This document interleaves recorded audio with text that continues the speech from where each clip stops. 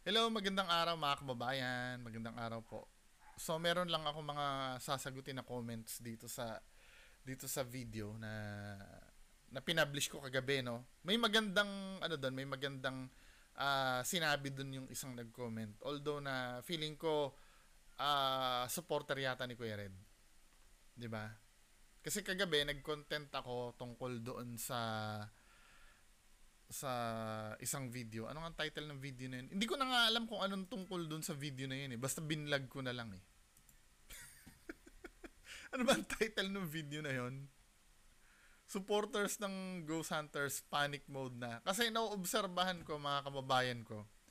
Every time na nagko-content ako dun sa mga videos ng idol nila, sila yung bumibira sa akin na hindi ko naiintindihan yung kadalasan kasi mga dahilan ng mga ng mga supporters ng Ghost Hunters malalayo na. Hindi na siya yung mismong topic na yung pinag-uusapan. Nawala na tayong patutunguhan. So meron ditong isa nag-comment pero dadaanan natin 'yon Kasi gusto ko mag-focus dun sa isang comment dito. Mukhang maganda yun. Yun yung typical kasi na iniisip ng ah typical na iniisip ng isang supporter ng Ghost Hunter na medyo okay naman yung comment niya, hindi naman bastos. No? So shout out muna Ma'am Yama, si Ma'am Yama po, ito po yung secretary, si Ma'am Yama to eh. Secretary to ni FLM ni Francis Leo Marcos. 'Di ba? Yung magdedemanda sa akin nung dati. Francis Leo Marcos, Sir Oliver Palacio, hello. Hello Blitz. Hello Sir Balentong TV. Ito yung ano ko. Ito yung gusto kong focusin na comment. Ito ay si Sir Patrick Concepcion.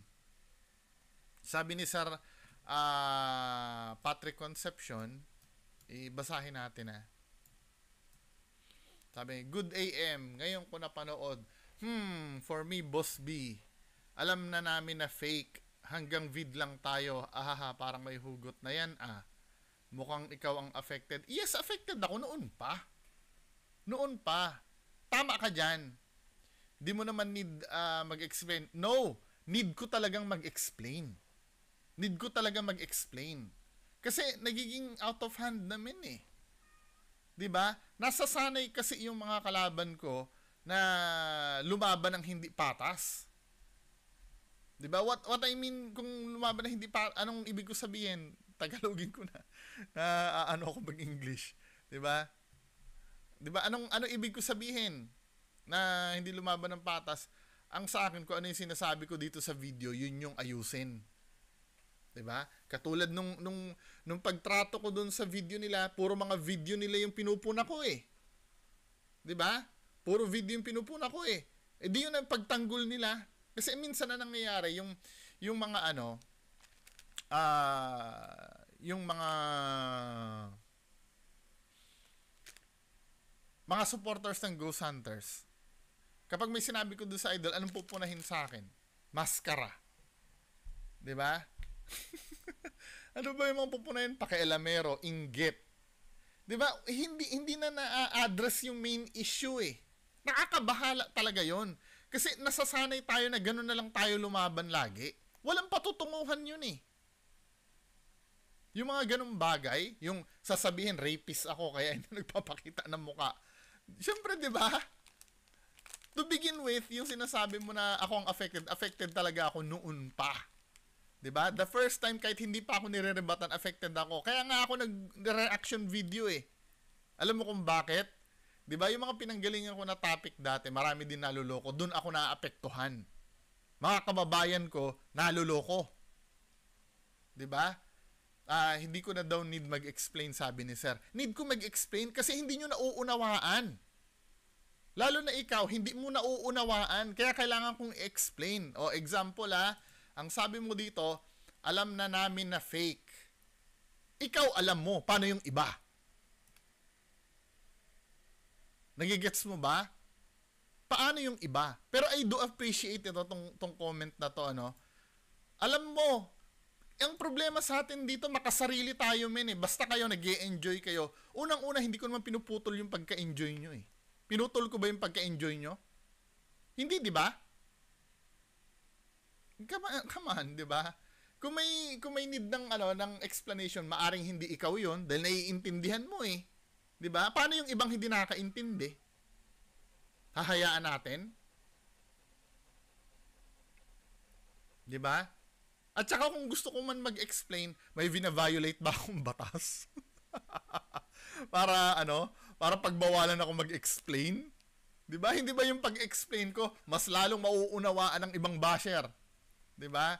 Ito yung problema dito sa sinabi mo na to, yung alam na namin na fake, ikaw alam mo. Pero yung idol mo nga, pinaninindigan nilang totoo yung ginagawa nila. Na supposed to be, dapat kakampi kita eh. Kasi ikaw, alam mo na pala na fake. Sabi ni Kuya Red, ayaw niya daw sa fake. So pinaninindigan niya na totoo yung ginagawa niya. Si Donsky din, sabing ganon. 'Di ba? Hinahamon pa ako eh. Para malaman ng totoo, sumama ka sa amin. So meaning, pinaninindigan nila na totoo. Yung ginagawa nila, tapos ikaw alam na fake, tinatarantado ka rin ng idol mo, payag ka? 'Di ba? Samantalang ikaw alam na alam mong fake, pero yung mismong pinagtatanggol mo, ginigiit nila na totoo sila. Hindi ka ba naiinsulto niyan, men? 'Di ba? Kaya need natin mag-explain para maintindihan ng tao. Anong nangyayari kasi, hindi na-address yung yung main issue eh. Dito sa problema na to. Yes, problem to. Kung hindi naman problem yan, hindi naman mag-iiyakan yung mga yan eh.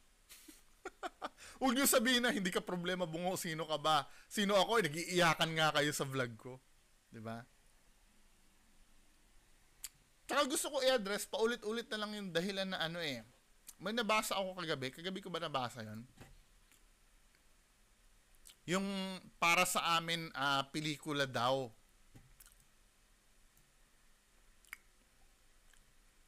O yan, katulad nito. Balita ko, rapes ka daw, Sir Bungo. Diba? Sabi, rapes. Di ba, ibig sabihin pala, ang basa pala nito, rapist. Rapist. Yung pala yan. Biruin mo, hindi ba ako maapektuhan yan? Kapag sinabi kong rapist ako na hindi naman totoo? 'Di ba? Habang ang sinasabi ko dito, fake yung video, ang i-rebat sa akin, rapist daw ako, men. Hindi naman ako sa naapektuhan na dahil yan ay guilty ako diyan, pero hindi ba nakakabwisit yan? Aminin nyo, pag ganyan, mabubwisit ka ba niyan? Iba yung argumento na nire-raise mo, then sasabihin sa'yo, ibang bagay? Makakabwisit yan, men. 'Di ba? Habang dito, frustrated ka magpalaganap ng awareness. May advocacy ako. 'Di ba? Tapos ganyan na sasabihin sa akin, rapist.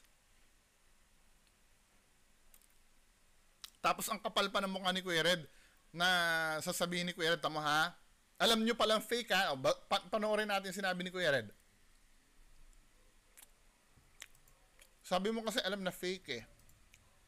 Hindi ka ba nababahala si Kuya Red mismo? Ginagago ka? Tama ha? Nung nasa barangay siya. Sana ba yan?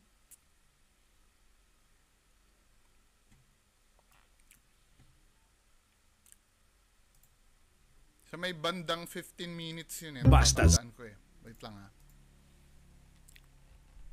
Kaya need ko mag-explain. Kasi kayo mismo ng idol nyo, hindi kayo nagtutugma. Di ba? Ang sabi mo, tanggap na pakinggan mo yung sinabi ni Kuya Red dito ha. Ang pagbabalik sa abandoned house sa South Cotabato. So, panoorin nyo na lang para hindi ko na-explain, ha? So, pinaunlakan natin yung request niya para wala nang... Tama dito. Saan ba yan? Yung vlog. So, at least yun yung pinirmahan ko dun. Yan. So, mag-aantay tayo ng, ng word, naging okay ng lahat. Pero kung ipupush pa rin kasi yung takbo ng utak ng isang tao. So, at the same time, ang case na is slander. Kayo na lang ng slander. malupit na hindi ko muna sasabihin dito yung damage. Okay, pero huwag mo natin pag-usapan yan kasi hindi pa naman sila nag-file ng case sa korte. Kasi nagpirmahan kami doon na yun nga, i-review ko na lang yung bahay ulit. Tapos i-upload ko. So yun mga idol, no? So actually hindi ako nag-live kanina. This is pero ganun naman, pareho lang din naman. Parang tensyonado si Kuya Red dito no? So yan mga idol, lagi akong nagpapasalamat talaga sa mga taga-subaybay sa atin na merong Kuya Red family na ano naman si Kuya Red, malambot naman yung puso natin. So kaya lang pag medyo mabagsik yung tumitira sa atin, kailangan natin bagsikan. Pero we don't forget to pray to the Lord. Na Lord, ikaw nang bahala. Ganyan. So maraming taong nainggit sa akin, nagalit sa akin on previous months, previous year na hindi ko nga pinatulan yung mga bashers. May mga bashers, mga commentator na ano-anong pinagsasabi sa akin online. 'Di ba? Ang sabi nila si Kuya Red, peke yan, ganyan. It's your right to say that. Pero wala kang ebidensya na, 'di ba?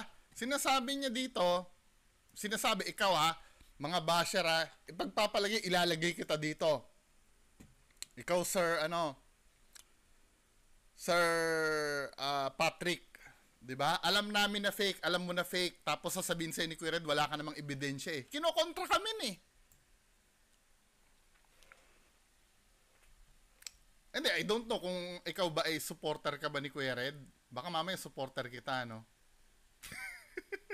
Pero kasi ang nangyayari dito, sinasabi mo kasi hindi ko need mag-explain. Need ko mag-explain para naiintindihan mo. 'Di ba? Papayag ka, sinasabi mo tanggap na namin na fake, 'di ba? When you say namin, kayong mga supporter ka ni Kuya Red. Biruin mo, ikaw supporter ka ni Kuya Red, tinatarantado ka. Alam nyo na fake, pinipilit pa rin ni Kuya Red sa'yo na wala kang ebidensya. Diba? Hindi ba pantatarantado sa inyo yan? O pakinggan nyo uli.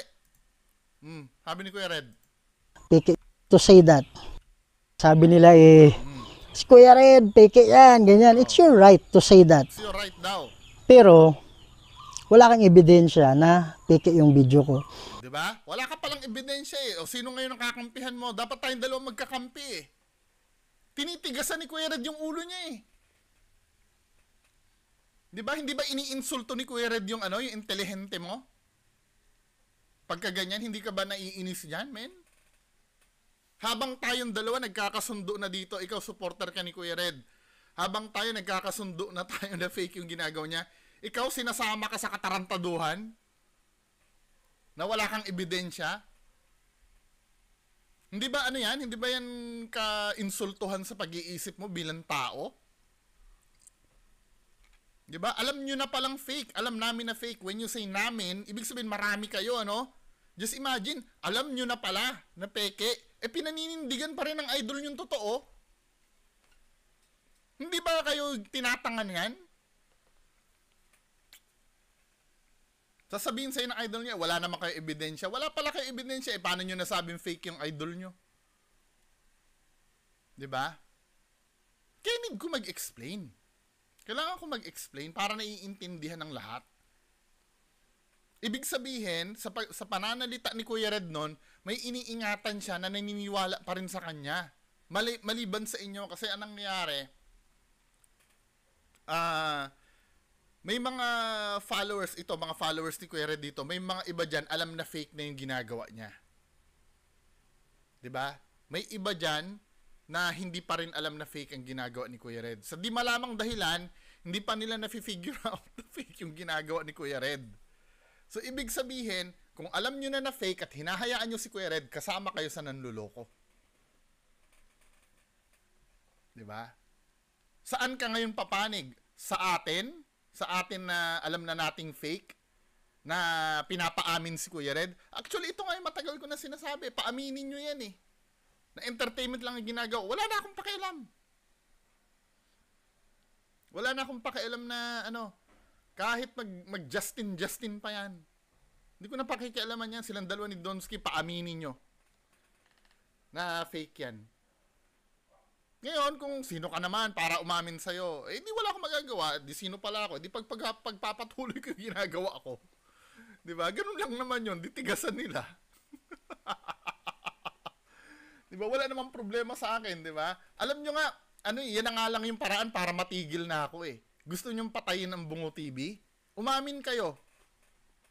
Wala na ako maiko-content. Di ba? Hindi ko na maiko-content niya si Kuya Red. Block na ako dyan. Aminin nyo. Paaminin nyo pala, sorry. Di ba? Gigets nyo ba? Tapos may mga dahilan dito na ano na parang pelikula daw eh. Parang pelikula. Sino ba yung nag-comment sa akin nun? Na parang pelikula.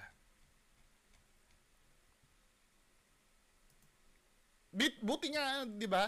Buti nga ako, nagfo-focus nga ako sa inyo eh. Hindi pagiging affected to. Talagang passionate lang talaga ako na masagot kayo. Kasi as much as possible, ayokong iwas ng iwas. Ayokong iwas ng iwas talaga. Kaya lang, syempre, ang gusto ko lang naman na itanong nyo sa akin ay yung mga arguments na binabato ko dito sa mga videos nila. Hindi yung personal kong buhay, iba yun, men. 'Di ba? Kaya ako ini-explain. 'Di ba? Para wag tayong pumunta doon. Trust me, pinanggalingan ko na 'yan. Huwag niyo sasabihin na natatakot ako, 'di ba? Yung mga lumang Bungo TV followers ko, pinanggalingan ko na 'yan. Madumi ang pinanggalingan ko. Yung pinanggalingan ko talaga may mga legal basis yun para idemanda ako. Kasi ito kahit anong mangyari, walang legal basis itong mga to para idemanda ako. Alam niyo kung bakit? Based on paranormal yung ano eh. Yung claims nila eh. Kapag sinabi kong fake ang ginagawa nila, 'di ba? Hindi papasa sa fiscal 'yon na na cyber libel. 'Di ba? Kahit fiscal naman hindi maniniwala diyan na totoo yung Justin niya eh. Totoo yung mga white lady niya eh. Try nila. 'Di ba? Sasabihin nila, sa cyberlife. Kay Tulfo pa yan makapunta eh. Ipatulfo pa. May nagbanta nga sa akin. Grupo nga nila 88. Nagbanta sa akin na ipapatulfo ako. Hanggang ngayon wala pa yung Tulfo na yan eh. 'Di ba? Yan ang sinasabi ko sa inyo eh. Sana naiintindihan nyo din yung mga ganitong bagay. Hindi palaging pwedeng hayaan katulad nung nakadiskusyon ko kahapon yung I don't know asawa ba ni Balentong TV, yung galit na galit sa akin na wag daw pakialaman ang trip. Hindi pwedeng hindi pakialaman ang trip. 'Di ba? Kung ayaw nyo may makialam sa video nyo, i-private nyo yung video nyo. Once na nilagay nyo sa public yun, hindi nyo makokontrol yun. Katulad ko, 'di ba? Hindi ko naman makokontrol na may mag-comment sa akin ng kung ano-ano diyan eh. Pero as much as possible, sasagutin ko yung mga comment sa akin na kung ano-ano dyan. Yun lang ang tanging magagawa ko, pero yung babawalan sila, di ba? Well, may block button ako, pwede ko i-block kung talagang wala nang bearing yung sinasabi. Di ba? Halimbawa, titirahin yung nanay ko. Pwede ba yon? Sinabi kong fake ang video ni Kuya Red, tapos sasabihin, yung nanay mo, inaano ko. May mga comment na ganyan, na binablock ko talaga. Kasi wala nang connection yun sa pinaglalaban ko eh. 'Di ba? Pero pag kinokontra yung sinasabi ko, yun yung gustong-gusto kong kausapin. 'Di ba? Kung tatanungin mo ako, affected ba ako? Affected talaga ako. Pero mo, tirahin yung nanay ko. Kahit sino naman sa atin eh, ikaw naman. 'Di ba? Yun yung yun yung sinasabi ko, 'di ba? Kung ikaw ay tanggap niyo na fake si Kuya Red, maging kakampi ko sana kayo. Ngaya lang, halimbawa kung alam niyo fake si Kuya Red at hinahayaan niyo sinasabi ni Kuya Red sa public ay totoo yung sinasabi niya at wala naman daw tayong ebidensya, abay isa ka rin sa manloloko. Kinukonsinti mo eh. 'Di ba? Anyway, basa tayo ng ibang comment ha.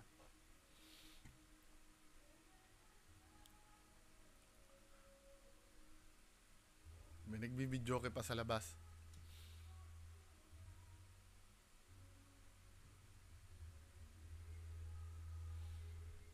Ito, tama to sinabi ni Sir Bax Ayan. Sabi ganun, mukhang ako daw yung affected. Hindi ba sila yung affected sa akin? At kayo affected dahil kayo nagko-comment sa akin. Ako nagsasalita lang dito, di ba? Pero totoo ka, affected din naman talaga ako. Lalo na pag maraming naloloko, maraming nagsusumbong sa akin. Hindi ako nagpapakulong pero nagsusumbong sa akin para ikalat yung awareness. Para hindi na mangyari uli. Yun yung purpose kung bakit nagsusumbong sa akin. Pag in-expose ko, hindi na nila gagawin. 'Di ba? Wala nang mauulit na ganun.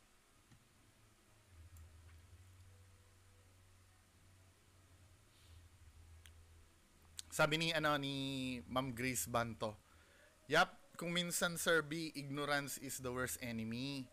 Kahit anong explanation na gawin mo, sumusuksok sa utak nila or the other way around. Naiintindihan nila pero ayaw aminin kasi truth hurts, high pride works. Tama to. May mga time kasi na naiintindihan nila kaya lang yung pride nila hindi nila kayang lunukin Totoo tong sinabi ni kasi 'di ba paulit-ulit kong kinikwento sa inyo, may mga time na nung mga unang pasok ko dito sa ghost hunting community, talagang ilalaban nila ng patayan na totoo yung ginagawa ng idol nila. Lalo na yung kila Ghost Hunter 18 noon. Pinagmumura ako ng mga yan. Yung kay Ghost Hunter 18, yung Solomon niya, dati, pinagmumura ako ng mga follower noon. Talagang nilalaban nila na totoo, parusahan ka sana ni Solomon. Then nung na-booking na fake si Solomon, 'di ba? Marami ng biglang magbabago yung paninindigan, sasabihin, ano naman ngayon kung fake, kami ay nag-e-enjoy, 'di ba? Pride kasi 'yun Pag na-prove mo na mali sila, imo-modify na nila yung paniniwala nila para mapanindigan pa rin yung pagkontra nila sa akin. Kahit napatunayan na tama pala ako. 'Di ba? Papansin nyo 'yan. Bibihira na nga lang yung tao na ay tama ka pala. Sorry, nabash kita before. Bibihira na lang yun May pangilan-ngilan na ganun. At mataas ang respeto ko sa mga taong ganun. 'Di ba? Yung na-realize nila na mali sila, walang nakakahiya dun Para-parehas tayong panalo pag akala nyo ba pagka tinanggap nyo na mali kayo, ako lang yung panalo? No, kayo yung panalo. Alam nyo kung bakit? Nagising kayo 'Di ba? Mas panalo kayo kaysa sa akin dahil nakawala na kayo diyan. Hindi ko i-claim yung panalo na yun, inyo yun. Kayo yung panalo dito, hindi ako. Kasi kahit anong mangyari, alam nyo wala man ako dito. Siguro ang nangyari lang kasi sa akin, naaasar ko lang kayo, kaya kayo nagagalit sa akin. Pero tandaan nyo, darating ang time, mahahalata yung peke yan. Diba? At darating na yung time na lulukuhin nyo na lang yung sarili nyo para paniwalaan yung sila Kuya Red. Yung mga ginagawa nila dyan. Diba? Pero once na ikaw ay na-realize mo na ay peke pala talaga yung yung mga multo, ayoko nang suportahan to. Ikaw na yung panalo doon. Wala ako doon. Kasi ako, ang target ko lang naman, yung mga taong maniniwala pa lamang. Yung mga naniwala na dyan, mahirap nang tanggalin yan dyan 'Di ba? Pwede ko silang makasagutan, 'di ba? Pero mahirap nang tanggalin yan. Proven na yan, men. Sa culture natin, proven na yan. 'Di ba? Kasi nagkasubuan na ng pride Once na naniwala, ilalaban na talaga nila ng patayan yan unless sumuko yung mismong idol nila. Yung idol nila matigas din. 'Di ba?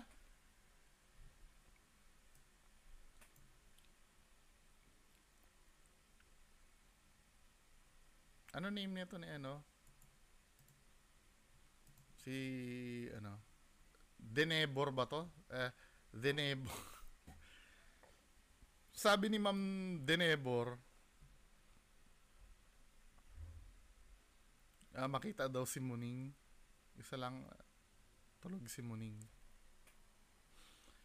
Sabi ni Marvin Arias, boss mong request lang, okay lang ba lakihan mo ang screen ng video para napapanood ng clear yung video tapos saka mo na lang lakihan yung screen mo pag nagsasalita. Hindi po pwede eh. Diskarte ko po yun kasi may technicalities kasi sa YouTube. Bagamat fair use pa rin naman yun, di ba? Pwede tayong technicalin sa YouTube nun. Di ba? May tinatawag po kasi na strike. Kasi pagka minsan buo yung video na ano, hindi tinatanggap as fair use. Sana maintindihan nyo po ano, matagal ko na pong sinasabi yan eh. Kaya napapansin nyo pag nagre-react ako ganito, hanggat maaari ayoko ipakita yung video. Kasi ang iisipin ng algorithm ng ano, ng YouTube, pwede ako ma-strike nun. So ang hinahabol ko kasi yung fair use. Bagamat pwede namang i-ano yun eh, pwede namang i-appeal yun. Kaya lang, pag habang ina-appeal yun, naka-down yung video ko. Habang ina-appeal ko yun. Di ba? Doon na lang tayo sa walang abala. Maraming YouTuber na po nakakaranas kasi ng ganun. Doon na lang tayo sa safe. At least kahit papaano, maipakita ko man lang sa inyo kung paano naging peke. Not necessarily na ipakita ng buo yung video nila. Sana po maintindihan nyo. Gusto ko rin po talaga mapagbigyan yan. Kaya lang syempre doon lang tayo sa pinaka-safe na paraan. Diba? Kasi may nagsasabi, bakit si Boss Rino malaki yung ano, siya yun eh. Kaya niya, may paraan siya siguro kung paano niya malulusutan yun pagka nagkaroon ng strike yung video niya. Pero doon tayo sa safe. 'Di ba? Para talagang pasok na pasok tayo sa fair use.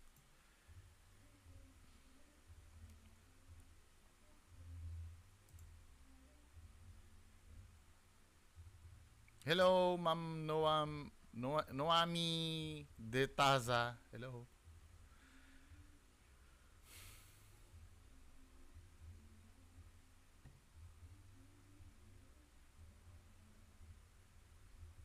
Ano pa ba yung ano?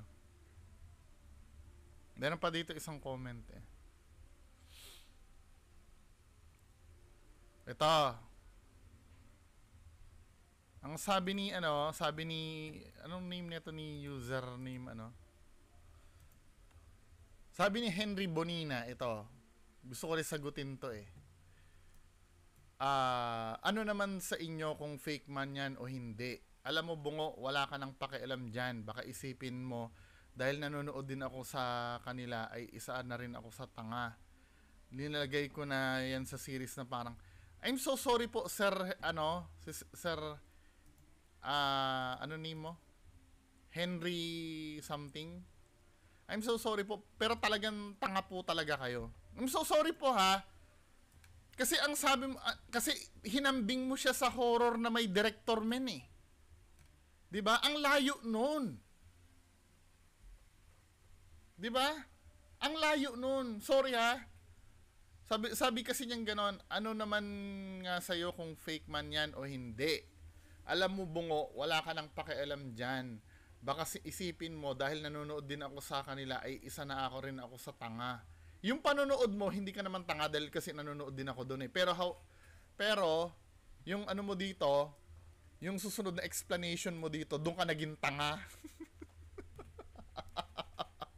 Sabi mo, inilagay ko na yan sa series ng isang parang movie na horror na may director. Malayo yun, sir. Sir, yung horror na movie na sinasabi mo, 'di ba? Alam ng tao na yun ay movie lang, may suspension of disbelief na nangyayari doon. Ano ba yung suspension of disbelief na yan? Yan ang dahilan kung bakit nanonood tayo ng mga pelikula, tayo ay natatawa, tayo ay umiiyak, tayo ay natatakot, 'di ba? Yan yung tinatawag na suspension of disbelief. 'Di ba? At nawawala 'yan pag tapos na yung pelikula. At sa pelikula, naka-indicate doon sino yung mga gumanap na multo, sino yung gumanap na aktor. Ngayon, ang tanong ko, yung bang videos nila Donsky at nila Kuya Red? Nilalagay ba nila kung sinong gumanap na multo? Kaka-play ko lang kanina, pinaninindigan nilang totoo eh. Pinaninindigan nilang totoo eh. Tapos ang sabi, anong pakialam mo dyan? May pakialam ako dahil nasa public nga yung video nila.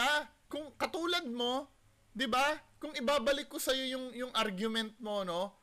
Ba't nandito ka sa video ko? Ano rin ang pakialam mo? Pero naiintindihan ko 'yan dahil nasa public ang video ko. 'Di ba kita mo? Dito pa nga lang bagsak na agad ang argument nyo eh. Kapag sinabi nyo agad, anong pakialam ko, babalik din sa inyo yan. Kasi ako pinakikialaman nyo din eh. Di ba? Ibabalik ko rin sa inyo yan. Anong pakialam mo, di ba? Anong pakialam? Wala ka ng pakialam. Meron! Nasa public nga eh. Napapanood ko eh. Kaya may karapatan ako mag-comment. Actually, karapatan ko yun bilang citizen ng Pilipinas sa malayang pamamahayag. Di ba? Ano ba naman yung mga, ano na yan, Sir Henry? O, tanong ko sa'yo, apektado ka ba sa ginagawa nila? Oo, apektado ako. Actually, hindi lang ako. Alam mo kung bakit ako naapektado? Maraming naluloko dyan eh.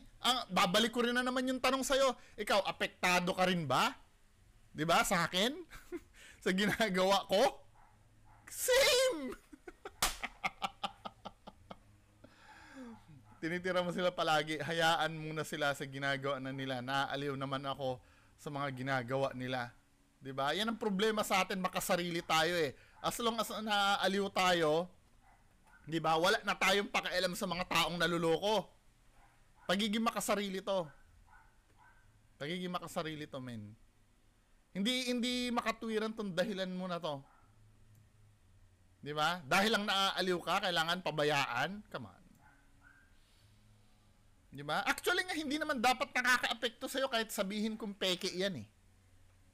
Hindi ka naman dapat na-apektuhan. Kung sabihin kong peke, tanggap mo din naman na peke. Anong problema natin dalawa? Anong problema natin dalawa? Pares pala natin alam. Dapat nga, kakampi kita eh. Di ba, men? Bali-bali ko yung mga, yung mga dahilan nyo.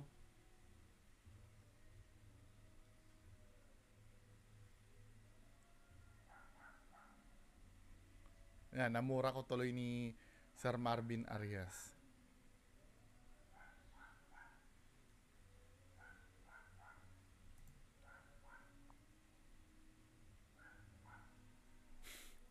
Sabi ni Ma'am Herminia Yamazaki, nakakatindig na balahibong kasinungalingan. Hello, Romel Arellano. Hello po.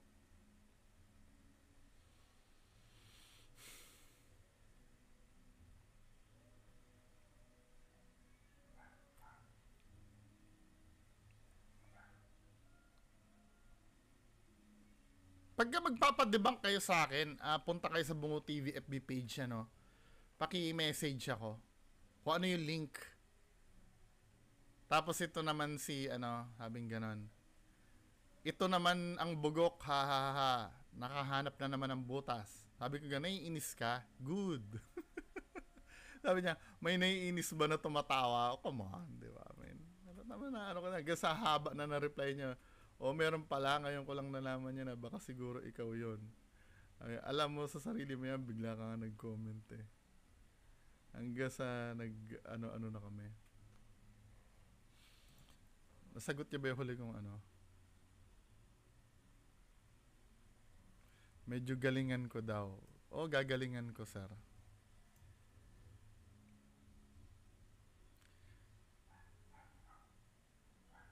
Pag may magpapadebunk ha, paki-PM ako ng link.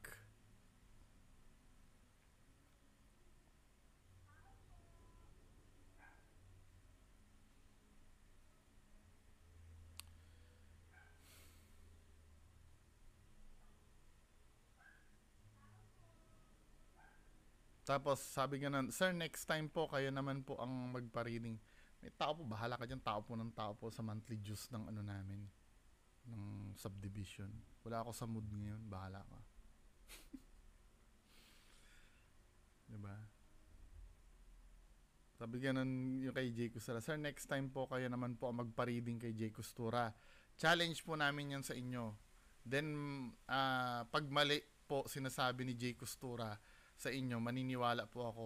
Huwag kayong maniwala sa akin. Tsaka sa dinami-dami ko na sinabi dito sa Blay niyan, ang titigas pa rin ng ulo nyo. Anyway, mga kababayan ko, so yan lang naman, ano. Maraming salamat po. Bye-bye.